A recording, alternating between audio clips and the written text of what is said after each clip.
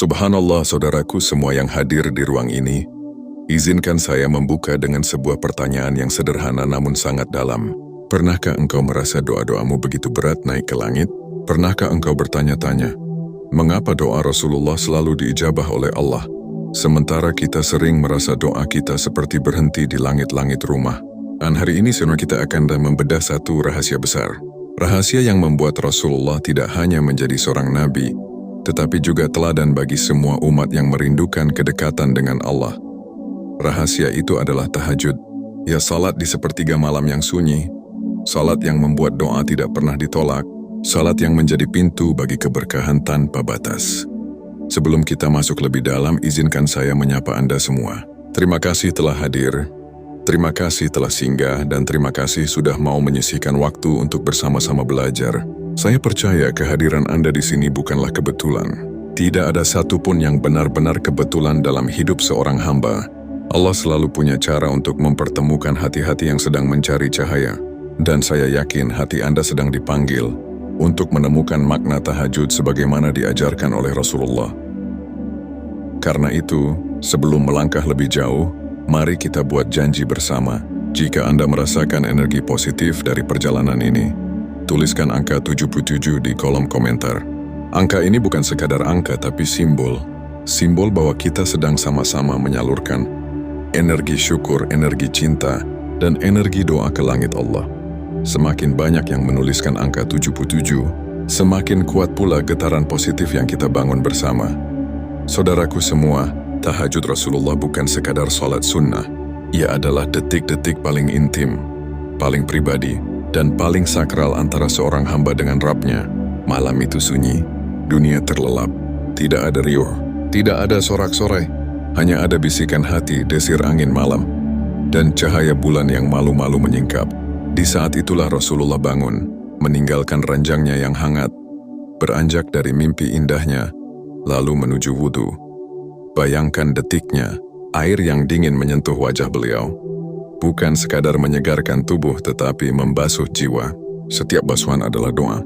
Setiap tetes air adalah saksi bahwa ada seorang hamba yang rela meninggalkan kenyamanan untuk menemui Rabb semesta alam. Inilah awal dari tahajud. Namun apa yang membuat tahajud Rasulullah berbeda? Apa yang membuat doa beliau selalu naik tanpa tertolak? Jawabannya adalah persiapan hati.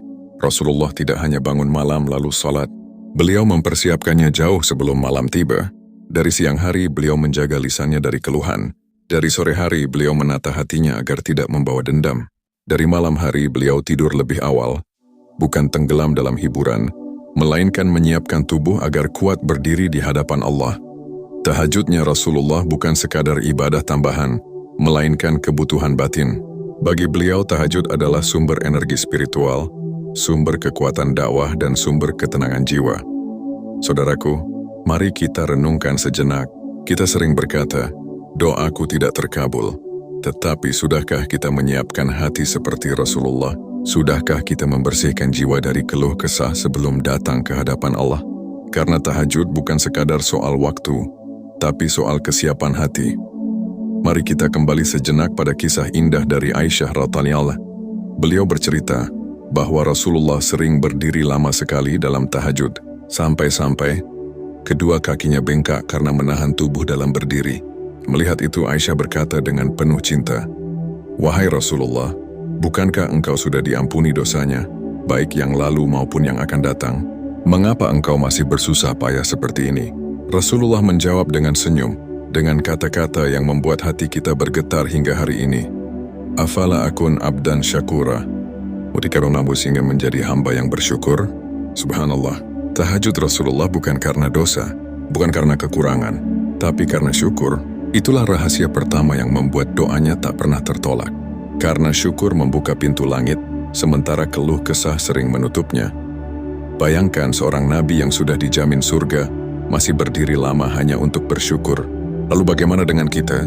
Kita yang penuh dosa, penuh kekurangan, masih saja berat untuk sekadar bangun sebentar di malam hari. Tidakkah ini membuat kita malu? Tidakkah ini mengetuk hati kita untuk meniru, meski hanya sedikit, meski hanya sebisanya?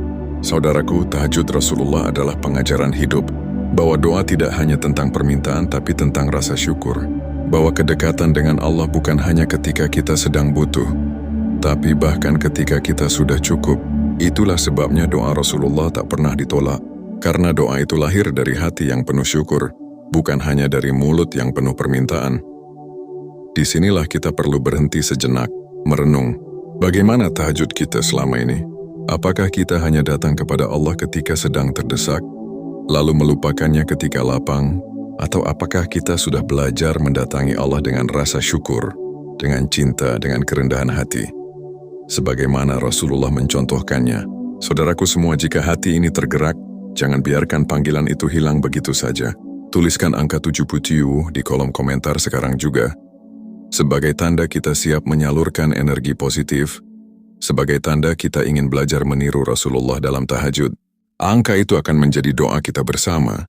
Doa agar Allah membukakan hati. Doa agar kita dimampukan untuk bangun. Doa agar kita dikuatkan untuk meniru meski hanya setetes dari samudera keteladanan beliau. Tahajud adalah pintu menuju cinta Allah. Pintu menuju doa yang tak pernah tertolak. Pintu menuju kehidupan yang penuh keberkahan. Rasulullah sudah membuka pintunya lebar-lebar, dan beliau sudah mencontohkan jalannya. Tinggal kita, maukah kita melangkah di jalan itu atau kita tetap memilih tidur nyenyak, membiarkan malam berlalu tanpa makna? Malam ini bisa jadi awal. Malam ini bisa jadi titik balik. Malam ini bisa jadi saksi bahwa kita bukan hanya penonton tapi juga pelaku. Karena apa artinya kita tahu kisah Rasulullah jika kita tidak mencoba meneladaninya? Saudaraku, bagian ini baru awal dari perjalanan kita. Kita baru saja menyentuh rahasia pertama, yaitu syukur dalam tahajud Rasulullah. Masih ada rahasia lain yang akan kita bedah. Rahasia yang membuat tahajud bukan sekadar ibadah sunnah, tapi tiang kekuatan spiritual. Rahasia yang membuat setiap doa Rasulullah menembus langit tanpa tertolak. Maka jangan kemana-mana, tetap bersama Ilmu Langit. Karena pada bagian berikutnya, kita akan mengupas lebih dalam bagaimana tahajud Rasulullah menjadi kebutuhan, menjadi kebiasaan, bahkan menjadi cara beliau menjaga hubungan dengan Allah. Sebuah pembahasan yang akan membuat hati kita semakin yakin bahwa tahajud adalah jalan menuju doa yang mustajab. Dan ingat, tuliskan 77 sebagai energi positif kita bersama, karena kita sedang membangun getaran, sedang mengikat doa, dan sedang berjalan menuju cahaya Allah. Saudaraku semua yang dirahmati Allah, mari kita lanjutkan perjalanan kita dalam memahami bagaimana Rasulullah menjalani tahajud, hingga doanya tak pernah tertolak. Pada bagian pertama kita sudah menyentuh satu rahasia besar, yaitu syukur. Rasulullah tidak bertahajud semata-mata karena ingin meminta sesuatu, tetapi karena ingin menjadi hamba yang bersyukur. Kini, mari kita gali lebih dalam. Kita akan membahas bagaimana tahajud bukan sekadar ibadah tambahan, melainkan menjadi kebutuhan utama Rasulullah. Bayangkan sejenak bagaimana kehidupan beliau sehari-hari. Rasulullah adalah seorang nabi, seorang pemimpin, seorang suami, seorang sahabat, sekaligus seorang panglima di medan perang. Tugasnya berat, tanggung jawabnya luar biasa besar. Namun di tengah semua kesibukan itu, beliau selalu punya waktu untuk tahajud. Mengapa demikian? Karena bagi Rasulullah tahajud adalah sumber kekuatan. Malam-malamnya adalah ruang pengisian energi rohani. Jika siang hari beliau berjuang bersama umat, maka malam hari beliau berjuang bersama Allah. Disinilah letak rahasia kedua, saudaraku. Tahajud sebagai kebutuhan, bukan sekadar kewajiban sunnah. Mari kita perhatikan cara beliau mempersiapkan malamnya. Rasulullah terbiasa tidur lebih awal, bahkan menyarankan umatnya untuk tidak berlarut-larut dalam percakapan yang sia-sia di malam hari. Setelah tidur sejenak, beliau bangun di sepertiga malam terakhir. Sunyi, gelap. Hanya ada beliau dengan Rabb-Nya. Saat bangun, beliau tidak terburu-buru. Rasulullah memulai dengan duduk sebentar, membaca doa bangun tidur, lalu berwudu dengan sempurna. Wudu itu bukan sekadar membasuh wajah, tangan, dan kaki, tapi seakan-akan membasuh lelah, membasuh resah, bahkan membasuh segala beban yang dibawa dari siang hari. Setelah itu beliau berdiri. Bayangkan tubuh yang lelah, namun berdiri tegak. Bayangkan mata yang mengantuk, namun justru terjaga penuh kesadaran. Dan ketika bacaan Al-Quran mulai mengalir dari lisannya, suasana malam itu berubah. Sunyi malam tiba-tiba menjadi saksi. Malaikat turun mendengarkan, langit terbuka menerima. Rasulullah membaca panjang dengan suara yang tidak keras namun penuh kekhusyukan. Setiap ayat dibaca dengan penghayatan, seakan beliau sedang berdialog langsung dengan Allah. Bukan hanya bibir yang bergerak, tapi hati ikut berbicara. Disinilah kita belajar, saudaraku, bahwa tahajud bukan sekadar soal jumlah rakaat, melainkan soal bagaimana hati hadir di dalamnya. Rasulullah bisa saja salat sebentar, namun beliau memilih salat panjang, bukan karena Allah membutuhkan salat panjangnya, tetapi karena beliau membutuhkan waktu yang lama untuk benar-benar merasa dekat dengan Rabb-Nya. Sekarang mari kita renungkan, bagaimana dengan kita? Berapa lama waktu yang kita sisihkan untuk tahajud? Apakah kita benar-benar hadir, atau hanya sekadar menggugurkan kewajiban sunnah? Rasulullah mengajarkan bahwa kualitas lebih penting daripada kuantitas. 2 rakaat dengan hati yang hadir lebih bermakna daripada 8 rakaat yang kosong, tanpa rasa. Saudaraku, tahajud Rasulullah juga bukan sekadar doa untuk dirinya sendiri. Beliau sering mendoakan umatnya. Bayangkan di tengah malam yang sunyi, ketika banyak orang tidur nyenyak, Rasulullah berdiri dan menyebut kita dalam doanya. Beliau menangis memohonkan ampunan bukan hanya untuk dirinya, tetapi juga untuk umat yang akan datang berabad-abad setelah beliau wafat. Dan itu termasuk kita. Bukankah ini membuat hati bergetar? Rasulullah sudah mendoakan kita sejak dulu. Apakah kita tidak ingin membalasnya dengan meniru jejak beliau? Meski hanya sedikit. Mari kita lihat dari sisi lain. Aisyah pernah berkata, Rasulullah tidak pernah meninggalkan tahajud, baik di rumah maupun dalam perjalanan. Subhanallah, bahkan ketika beliau bepergian, ketika berada dalam perjalanan panjang dan melelahkan, beliau tetap meluangkan waktu untuk tahajud. Apa artinya ini? Artinya tahajud sudah menyatu dengan hidupnya. Bagi beliau tidak ada keadaan yang bisa menjadi alasan untuk meninggalkan tahajud, karena tahajud bukan beban melainkan kebutuhan.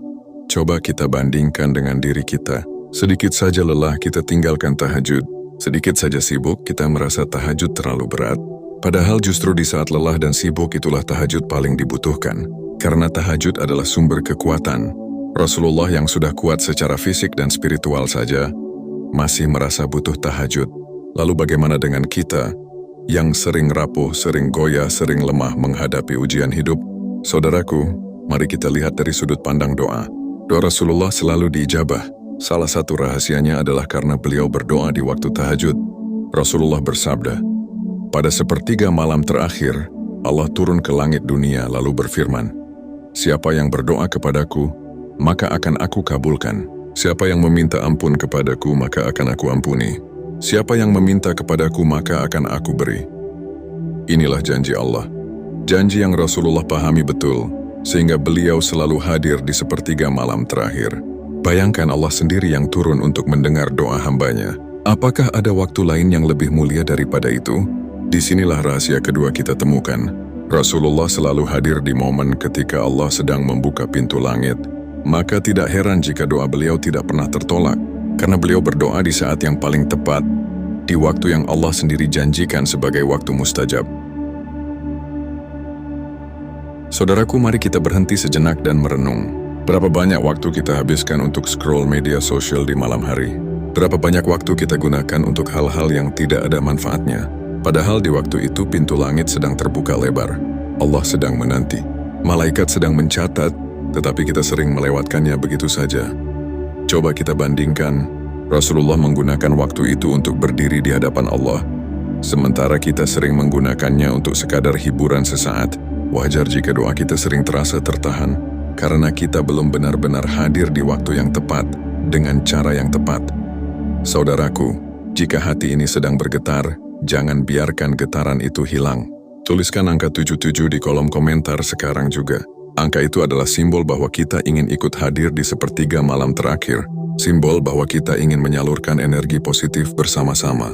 Simbol bahwa kita ingin meniru jejak Rasulullah, meski hanya dengan langkah kecil. Mari kita buat kesepakatan dengan diri kita sendiri. Mulai malam ini, jangan biarkan sepertiga malam terakhir berlalu tanpa makna. Bangunlah meski hanya sebentar. Salatlah meski hanya 2 rakaat, karena itulah awal dari perubahan besar. Rasulullah sudah menunjukkan jalannya, tinggal kita berani melangkah atau tidak. Tahajud bukan hanya tentang doa dikabulkan. Tahajud adalah tentang hati yang ditenangkan, jiwa yang dikuatkan, dan iman yang diteguhkan. Rasulullah sudah membuktikan bahwa tahajud adalah kunci untuk menghadapi kehidupan yang penuh ujian. Saudaraku, jangan lupa, perjalanan kita belum selesai. Kita sudah menemukan rahasia kedua, yaitu tahajud sebagai kebutuhan. Pada bagian berikutnya, kita akan membahas lebih dalam lagi bagaimana tahajud Rasulullah bukan hanya sekadar ibadah pribadi, tapi juga menjadi cara beliau mengikat doa-doa besar yang mengubah peradaban. Maka tetap bersama Ilmu Langit. Karena perjalanan ini masih panjang, dan setiap langkahnya membawa kita semakin dekat pada rahasia besar di balik tahajud Rasulullah. Dan sekali lagi, jangan lupa tuliskan 77 di kolom komentar, agar kita terus saling menguatkan, terus saling mengingatkan, dan terus berjalan bersama menuju cahaya Allah. Saudaraku semua yang dirahmati Allah, kita sudah sampai pada bagian ketiga dari perjalanan indah ini. Pada bagian pertama, kita telah membahas bagaimana tahajud Rasulullah berlandaskan syukur. Pada bagian kedua, kita melihat bagaimana tahajud bukan sekadar ibadah tambahan, melainkan kebutuhan batin yang membuat doa beliau selalu berbuah jawaban. Kini, pada bagian terakhir ini kita akan mengupas sesuatu yang lebih dalam, yaitu bagaimana tahajud Rasulullah bukan hanya sekadar ibadah pribadi, melainkan sebuah ikatan doa yang mampu mengguncang langit, mengubah jalan sejarah, dan membawa keberkahan yang tidak hanya untuk beliau, tetapi juga untuk umatnya. Saudaraku, coba bayangkan suasana malam itu. Rasulullah berdiri sendirian. Tidak ada keramaian, tidak ada sorakan, tidak ada sanjungan. Hanya ada beliau dengan Rabb semesta alam. Dalam doa-doanya, beliau tidak hanya memohon untuk dirinya. Rasulullah memohon untuk umat. Beliau memohon agar umatnya dijaga, agar umatnya diberi hidayah, agar umatnya diampuni. Subhanallah. Tahajud beliau menjadi wadah doa yang tidak pernah kosong. Beliau mengikat setiap doa dengan linangan air mata.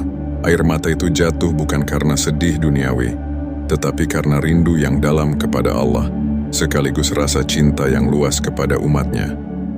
Mari kita bayangkan, di saat orang-orang tidur nyenyak Rasulullah menangis. Di saat banyak yang bermimpi indah, beliau justru bermunajat. Air mata itu menjadi saksi bahwa setiap doa yang keluar dari lisannya bukan hanya untuk kepentingan pribadi, melainkan untuk seluruh umat hingga akhir zaman. Disinilah rahasia ketiga. Saudaraku, tahajud Rasulullah adalah tahajud yang penuh cinta, doa yang meluas dan munajat yang tidak egois. Itulah sebabnya Allah tidak pernah menolak doa beliau, karena doa yang lahir dari cinta tidak akan pernah tertolak.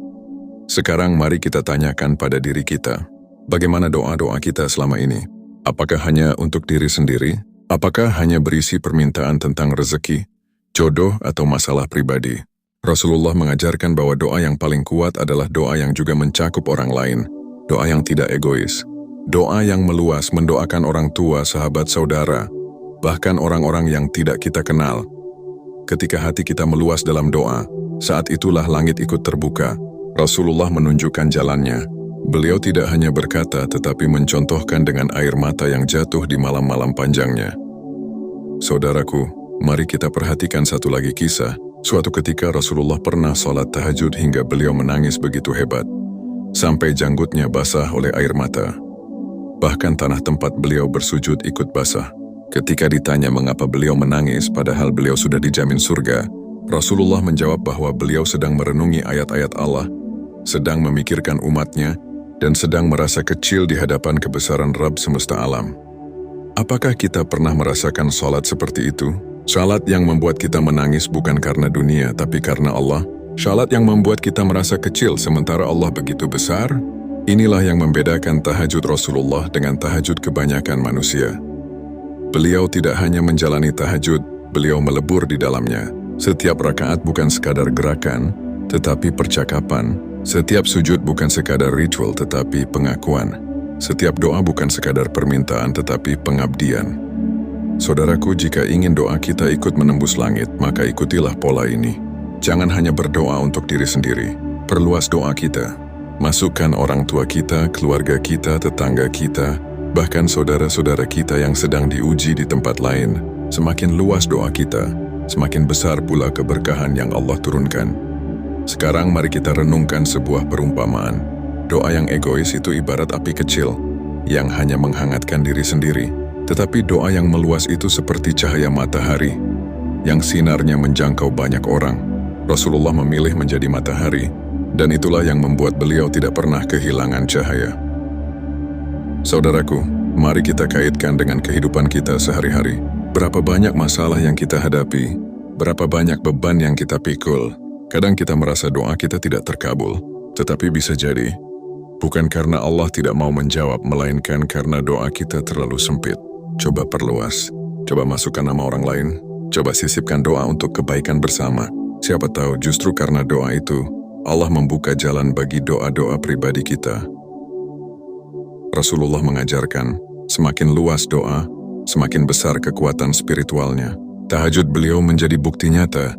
Doa yang penuh cinta, penuh syukur, penuh kebutuhan, dan penuh keikhlasan. Itulah sebabnya doa beliau tidak pernah tertolak. Saudaraku semua, mari kita ambil sebuah kesimpulan sederhana dari bagian ketiga ini. Jika ingin tahajud kita meniru Rasulullah, maka ada 3 hal utama. Pertama, hadirkan rasa syukur dalam setiap rakaat. Kedua, jadikan tahajud sebagai kebutuhan, bukan beban. Ketiga, perluas doa kita agar tidak hanya untuk diri sendiri tetapi juga untuk orang lain.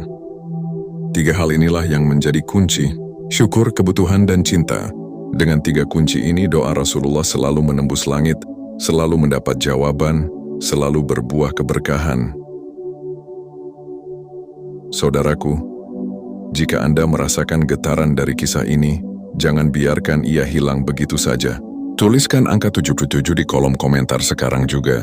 Angka itu adalah simbol doa kita bersama, simbol cinta kita kepada Rasulullah, simbol kesungguhan kita untuk meneladani beliau. Semakin banyak yang menuliskannya, semakin kuat energi positif yang kita bangun bersama.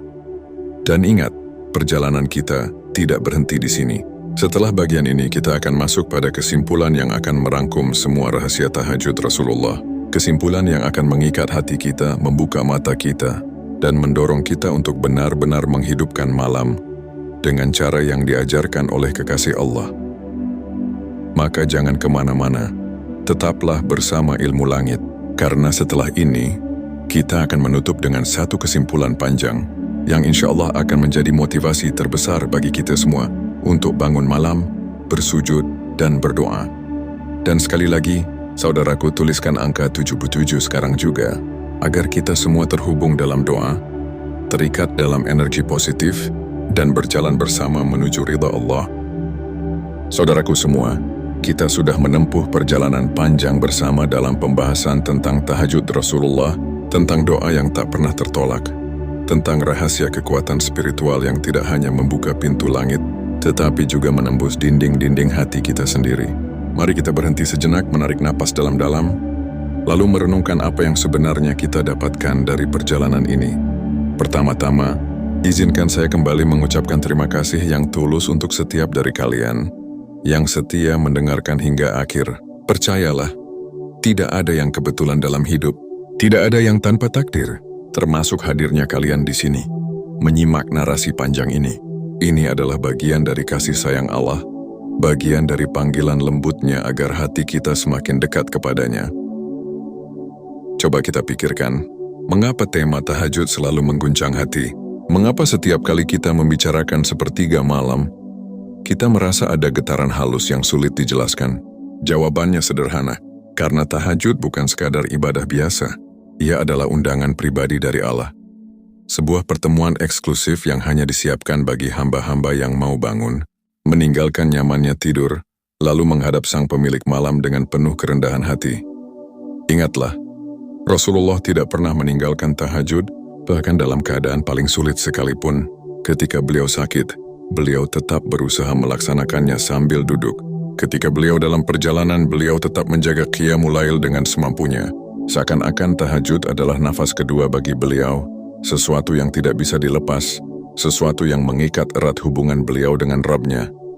Nah, disinilah kita perlu menaruh perhatian. Rasulullah adalah manusia paling dicintai Allah, seorang yang sudah dijamin surga, seorang yang doanya tidak pernah tertolak. Tetapi mengapa beliau tetap menangis di sepertiga malam, tetap bersujud dengan penuh kerendahan, tetap memohon ampunan? Jawabannya adalah kerendahan hati. Beliau ingin mengajarkan kepada kita bahwa tidak ada manusia yang boleh merasa cukup tanpa Allah. Dan tahajud adalah cara terindah untuk menunjukkan kebutuhan itu. Saudaraku, pernahkah kalian merasa doa kalian tidak kunjung terkabul?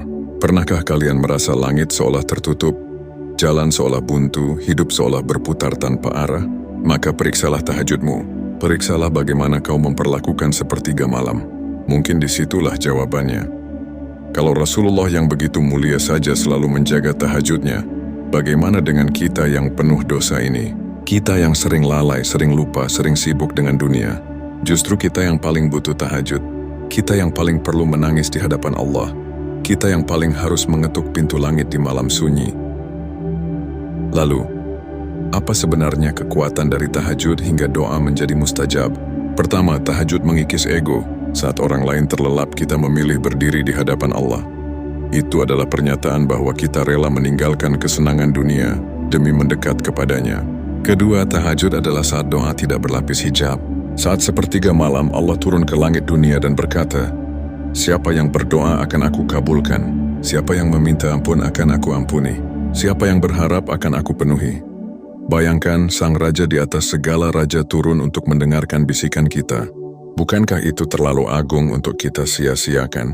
Bukankah itu kesempatan yang seharusnya membuat kita rela kehilangan sedikit tidur demi meraih segunung rahmat?